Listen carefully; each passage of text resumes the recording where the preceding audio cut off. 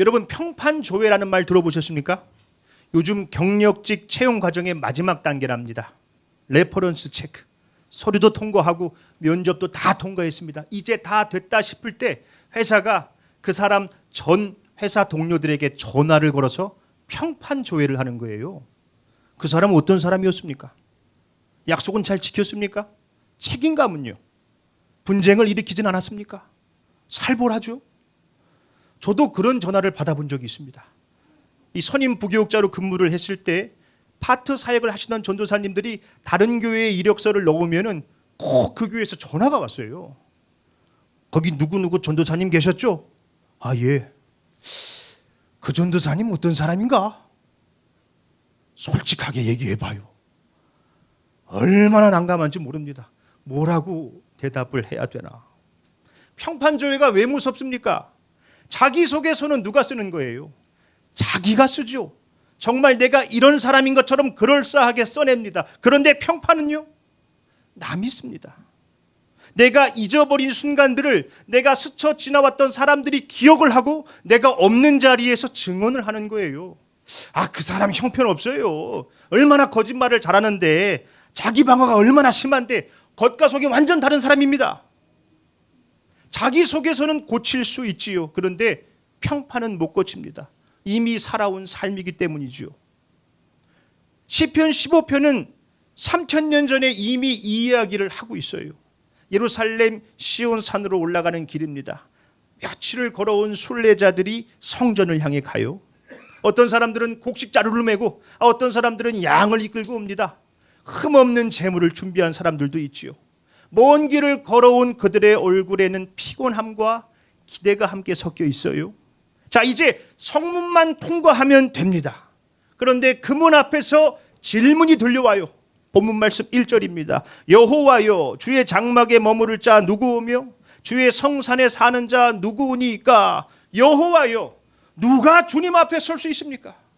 누가 주님의 성산에 들어갈 수 있겠습니까? 이 순례자들은 자신들이 가지고 왔던 것들을 내려다봅니다. 나는 좋은 재물을 준비했으니까 뭐 괜찮겠지? 응? 아, 이 정도 정성을 들였으면 하나님께서도 좀 받아주시겠지? 그런데 2절부터 이어지는 대답을 보면 재물에 관한 이야기는 하나도 없어요. 전혀 다른 이야기를 합니다. 정직하게 행하는 자, 마음의 진실을 말하는 자, 혀로 남을 허물하지 않는 자, 뇌물을 받고 무죄한 자를 해하지 않는 자, 전부 다 사람과 사람 사이에서 일어난 일들입니다. 시장에서, 골목에서, 법정에서, 뭐 오늘날로 보자면 직장에서, 학교에서, 가정에서, 이웃들과 관계 속에서 어떻게 살았는가를 묻는 겁니다. 직장에서 정직하게 일했는가? 가장 가까운 가족에게 어떻게 행했는가? 자기보다 약한 사람을 어떻게 대했는가? 이익 앞에서 사람을 이용하지는 않았는가? 하나님은 무엇을 가지고 왔느냐가 아니라 어떻게 살았느냐를 물으시는 것입니다. 2절 말씀이죠.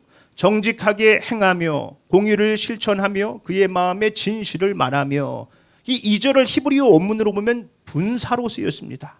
이것은 지속적인 상태를 나타내는 말이에요. 그러니까 한두 번 뭐 착한 일을 한 게 아니라 정직과 공의와 진실이 그 사람의 삶의 방향이 된 거예요. 여기서부터 벌써 걸려요. 자, 다시 말해서 오늘 본문의 목록은 저는 주님의 장막에 머물 수 있는 사람이에요. 저는 모태신앙이고 교회를 이렇게 섬겼습니다. 성경도 많이 알아요. 그런 자기소개서가 아니라 당신은 대체 어떤 삶을 살았습니까? 평판을 한번 조회해 봐야겠습니다 하는 평판 조회 항목이라고 할 수 있습니다. 자, 그렇다면 이 평판 조회 항목에다가 우리를 한번 대입시켜 보는 거예요. 나의 평판은 어떨까? 3절 말씀입니다. 그의 혀로 남을 허물하지 아니하고 그의 이웃에게 악을 행하지 아니하며 그의 이웃을 비방하지 아니하며. 먼저는 혀, 입입니다. 이 혀로 남을 허물하지 않고 이웃을 비방하지 않았는가? 우리는 입으로 하나님을 찬양합니다. 그런데 똑같은 입으로 사람을 무너뜨리기도 하지요. 은혜로운 얼굴로 찬송을 하고 돌아서서는 남을 험담합니다. 제가 험담을 얼마나 잘하는지 몰라요. 여러분들 아마 집에 돌아가셔서 귀가 간지럽다? 그거 제가 여러분들 험담하고 있어서 그런 겁니다. 요즘 많이 가려우셨죠? 어떤 말은 사람을 일으켜 세우지만 어떤 말은 사람을 주저앉힙니다. 우리가 한 말은 공중에 사라지지 않습니다. 누군가의 마음에 가라앉아요. 하나님은 우리의 입으로 누구를 살리고 누구를 무너뜨렸는가를 들으신다는 겁니다. 제가 말씀을 준비하면서 얼마나 많이 이 입으로 사람을 무너뜨렸는가 생각해 봤습니다. 자격이 없지요. 자, 두 번째는 눈. 본문 말씀 4절입니다. 그의 눈은 망령된 자를 멸시하며 여호와를 두려워하는 자들을 존대하며. 자, 이게 무슨 말입니까? 당신은 어떤 사람을 우러러 보는가예요. 세상은 돈 있는 사람, 힘 있는 사람, 성공한 사람을 우러러 보지요. 야, 대단해. 저 얼마나 잘 나가. 나도 저렇게 되고 싶다. 뭐 TV, SNS, 유튜브만 봐도 잘 사는 사람들의 집, 차, 여행, 그 라이프 스타일들이 다 쏟아집니다. 그 사람들이 어떤 삶을 사는가에는 관심이 없고 그 사람들이 누리는 게 그렇게 부러운 거예요. 그런데 오늘 본문의 이 눈의 기준은 전혀 다릅니다. 아무리 가진 게 많아도 하나님 없이 사는 삶이라면은 저거 부러워할 거 아니야. 저건 하나님이 기뻐하시는 삶이 아니야. 부러움의 명단에서 지워버려야 된다는 거예요. 반대로 아무리 가진 게 없어도 주님만 바라보며 주님을 위해 사는 사람들을 귀하게 여기고 부러워해야 된다는 거예요. 가진 게 하나 없어도 늘 먼저 나누고 섬기는 사람들을 보면서, 복음을 전하는 사람들을 보면서 나도 저렇게 살고 싶다. 나도 주를 위해 살고 싶다. 그 마음으로 그 걸음을 따라가야 된다는 것이죠. 우리는 무엇을 부러워하고 있습니까? 저도 큰 교회가 부럽더라고요. 능력 있는 목사가 되고 싶더라고요. 우리의 눈이 향한 곳이 우리의 마음이 향한 곳입니다. 자, 세 번째로 약속. 4절 하반절입니다. 그의 마음에 소원한 것은 해로울지라도 변하지 아니하며. 한 번 하나님 앞에 소원한 것은 손해를 보더라도 꼭 지킨다는 거예요. 하나님, 제가 앞으로 주일 성수는 무조건 지킵니다. 제가 매일 말씀 앞에 서겠습니다. 예배자로 살겠습니다. 전도자로 살겠습니다. 섬기고 살겠습니다. 아쉬울 때는 잘 지킨다는 겁니다. 큰 계약이나 중요한 시험을 앞두고 있을 때는, 간절한 기도 제목이 있을 때는 잘 지키죠. 그런데 문제는 아쉬운 일이 없을 때입니다. 이거 손해인데. 이제 상황이 바뀌었잖아. 그때는 그때고 언제까지 그렇게 살아? 우리는 신실하신 하나님을 믿는다고 고백하지만 작은 손해 앞에서도 말을 바꿉니다. 자, 마지막으로 돈이에요. 5절 말씀입니다. 이자를 받으려고 돈을 꾸어주지 아니하며 뇌물을 받고 무지한 자를 해하지 아니하는 자. 자, 뭐 지금이야 더 좋은 집에 살려고, 더 좋은 차를 사려고 대출을 받는 때이지만 그 당시에는 돈을 끌어오는 사람들은 당장 먹을 게 없는 사람들이었어요. 이 돈 못 구하면 자식들 종으로 팔려갑니다. 그러니 급한 마음에 막 문을 두드려요. 제발 나 좀 살려달라고. 이자 자체가 죄가 아니라 다른 사람의 절박함을 기회로 삼아서는 안 된다는 겁니다. 우리는 은혜를 말하지요. 그런데 마음 한구석에서는 이 계산기를 두드립니다. 이만큼 해줬으니까 이만큼은 돌아오겠지. 공과 사는 구별해야지. 받을 건 받아야지. 여러분, 만약 주님께서 우리의 평판 조회를 하신다면 어떨까요? 내가 상처 줬던 사람에게, 나의 가족에게, 돈 문제로 틀어졌던 사람에게 내 평판을 물어보신다면 어떨까요? 끔찍하죠. 아마 우리는 성문 앞에서 고개를 푹 숙이고 조용히 돌아설 겁니다.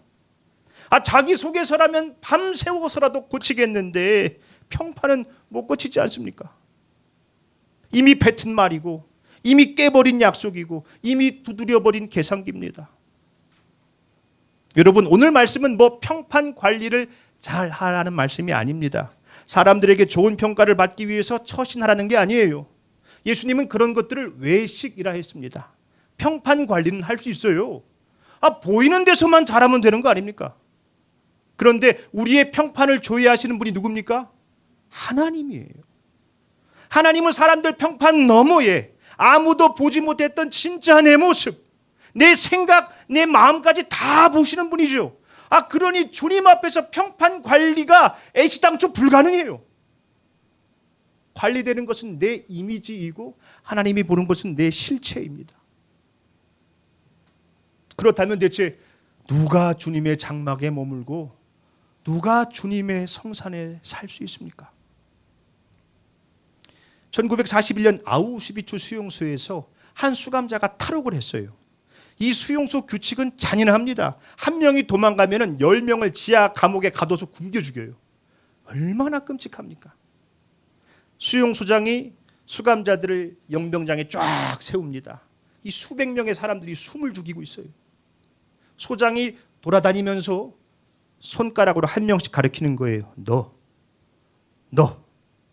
이 손가락이 무엇을 의미합니까? 죽음. 다들 이 손가락이 자기를 지나기만 바라고 있죠. 그런데 마지막에 지명된 사람이 무너졌어요. 울부짖으면서 내 아내는, 내 아들은 어떡합니까? 제발 살려주세요. 다들 가만히 서 있습니다. 움직이면 자기가 죽는데요. 그때 대열에서 한 사람이 걸어 나옵니다. 너 뭐야? 빼짝 마른 신부였어요. 막시밀리언 콜베. 나는 가톨릭 사제요. 저 사람 대신에 내가 가겠소. 저 사람에게는 아내와 아이들이 있어. 소장이 잠시 신부를 보더니 턱짓을 해요. 그래, 네가 대신 가라. 콜베는 지하 벙커로 들어갑니다. 수감자들이 저주를 퍼붓고 울부짖고 있는데 신부는 그들을 위로해줘요. 함께 찬양을 드립시다. 굶어 죽어가는 사람들의 손을 붙잡아 주며 기도해 줍니다. 훗날 간수들의 증언에 따르면 그 지하 벙커는 아사 감옥이 아니라 성당 같았다고 그래요. 그때 그 신부 대신 살아남은 사람이 가요분이 체크란 폴란드 군인입니다. 그 후 그가 평생 하던 말이 나는 내 목숨으로 사는 게 아닙니다. 다른 사람의 목숨으로 삽니다였어요. 여러분, 우리같이 자격 없는 사람이 어찌 성문 안으로, 어찌 거룩하신 하나님 앞에 설 수 있습니까? 다 걸리지 않습니까? 당신 자격 없어, 탈락, 끝이야. 바깥 어두운데 던져져서 슬피 울며 이를 갈게 될 거야. 하나님의 평판 조회 앞에서 고개를 숙인 채 조용히 돌아가려고 하는데 누가 내 어깨를 탁 잡아요. 베드로전서 3장 18절 말씀입니다. 그리스도께서도 단번에 죄를 위하여 죽으사 의인으로서 불의한 자를 대신하셨으니 이는 우리를 하나님 앞으로 인도하려 하심이라. 예수님께서 불의한 우리를 대신해서 죽으셨다는 겁니다. 왜요? 이는 우리를 하나님 앞으로 인도하려 하심이라. 죄인된 우리를 하나님 앞으로 인도해내기 위해서 예수님은 십자가를 지셨습니다. 우리가 그 성문 앞에서 울부짖고 있는데 저 어떡합니까? 내 손을 꽉 잡아주시는 거예요. 내가 네 대신 죽었다. 그러니 너는 나와 함께 가자. 예수 피를 힘입어라는 찬양이 있죠. 주의 보좌로 나아갈 때에 어떻게 나가야 할까? 나를 구원한 주의 십자가 그것을 믿으며 가네. 주의 보좌로 나아갈 때에 나 여전히 부족하나 나를 품으신 주의 그 사랑 그것을 믿으며 가네. 자격 없는 내 힘이 아닌 오직 예수님의 보혈로. 누가 주님의 장막에 설 수 있습니까? 누가 주님의 성산에 살 수 있습니까? 히브리서 10장 19절입니다. 그러므로 형제들아 우리가 예수의 피를 힘입어 성소에 들어갈 담력을 얻었나니.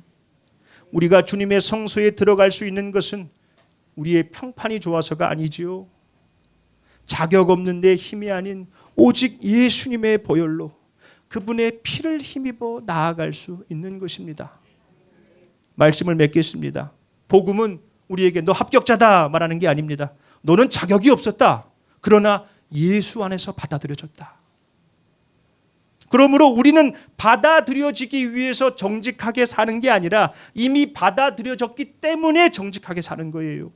사랑받기 위해서 약속을 지키는 게 아니라 이미 사랑받았기 때문에 신실하게 살아야 하는 것입니다. 아우슈비츠 수용소에서 살아 돌아온 군인은 자기를 증명하며 살지 않았어요. 나는 내 목숨으로 사는 게 아닙니다.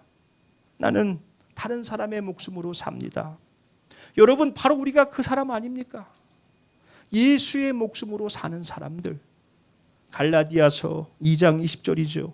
내가 그리스도와 함께 십자가에 못 박혔나니 그런즉 이제는 내가 사는 것이 아니요 오직 내 안에 그리스도께서 사시는 것이라. 이제 내가 육체 가운데 사는 것은 나를 사랑하사 나를 위하여 자기 자신을 버리신 하나님의 아들을 믿는 믿음 안에서 사는 것이라. 우리는 다시 성전 바깥으로 나갑니다. 직장으로, 가정으로, 학교로. 그 자리에서 우리의 평판은 또 쓰여질 것입니다. 그러나 두려워하지 마십시오. 우리는 좋은 평판을 얻기 위해 사는 사람들이 아니라 우리 안에 사시는 예수님의 평판을 드러내며 사는 사람들입니다. 우리 본문 말씀 5절 하반절 읽고 말씀을 마치겠습니다. 이런 일을 행하는 자는 영원히 흔들리지 아니하리이다. 아멘.